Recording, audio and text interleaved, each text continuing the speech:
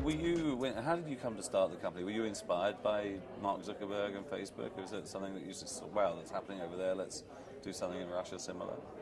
Actually, it began even prior to Facebook's success when I had this projects for my fellow students when I was a student at the St. Petersburg State University. So I had these community projects. We had discussion boards, chats. We had a section where you could exchange materials for your examinations and things like that, the lessons, everything.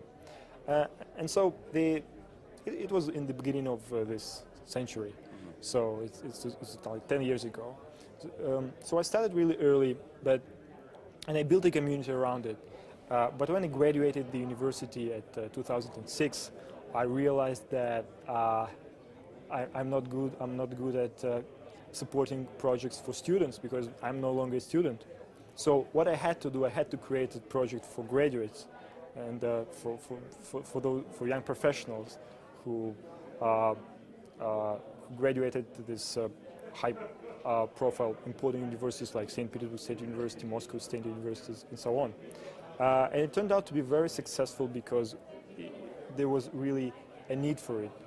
I solved my personal problem because I needed a tool to keep in touch with my fellow students.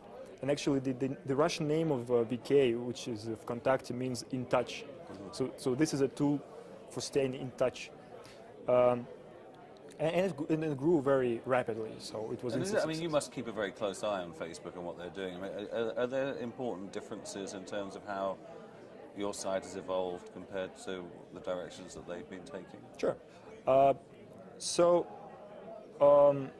What you have in the Russian market is that you don't have a lot of young companies, a lot of startups, a lot of infrastructure to support you.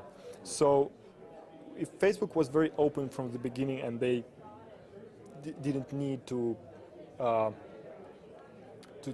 create their own video services or their own sophisticated audio services and so on, we had to build it from scratch because you didn't have them on the Russian market. Because if users wanted to do this, we couldn't just forward them to YouTube. There's no Sean Parker to come around and give you advice either. And, yeah. So what did you do? I mean, so it's much more all-encompassing system, is it? That you Absolutely, yeah. It's a bit more centralized. It used to be a bit more centralized. It's much more open now. But at some point, VK accounted for 50% of Russian traffic. I'm not sure if it's true right now, but it used to be.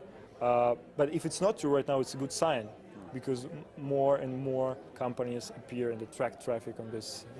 And I guess Facebook has evolved to have much more sharing of video, much more like the relationship with Spotify, where people are now sharing what music they're listening to, the news feeds and so forth. I mean, have you found that the experience that you're offering, the various services you're offering your Russian customers, I mean, has that changed dramatically over the last 2 or 3 years, or is it still pretty incremental?